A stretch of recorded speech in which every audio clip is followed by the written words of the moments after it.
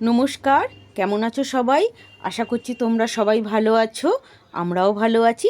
আজকে আমি বানাচ্ছি হচ্ছে কাচকি মাছের চচ্চড়ি। আর এই কাচকি মাছ আমার একটি অত্যন্ত প্রিয় মাছ। তাই আমি বাজারে যখনই না কাচকি মাছ পাই আমি কিনে এনে রান্না করি। আর আমার বাড়িতে সবাই কাচকি মাছ খেতে পছন্দও করে।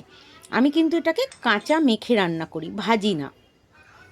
একদম কাঁচা মেখে কড়াইতে চাপিয়ে দিয়ে ঢাকা দিয়ে বসিয়ে দিই।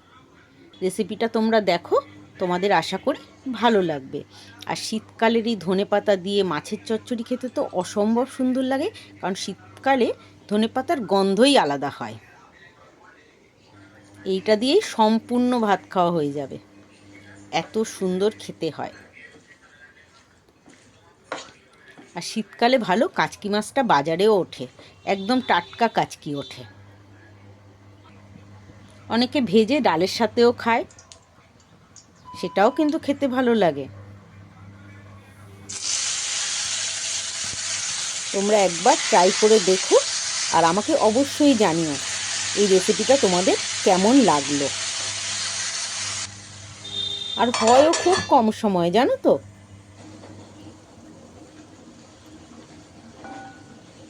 তোমরা সবাই ভালো থেকো, সুস্থ থেকো, সাবধানে থেকো। আবার পরবর্তী আরেকটা ভিডিওতে আমি আবার একটা নতুন রান্না নিয়ে তোমাদের সামনে আসবো।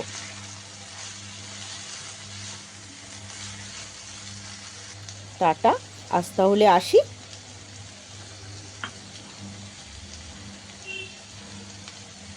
রান্নাটা যদি ভালো লাগে আমাকে একবার জানিও।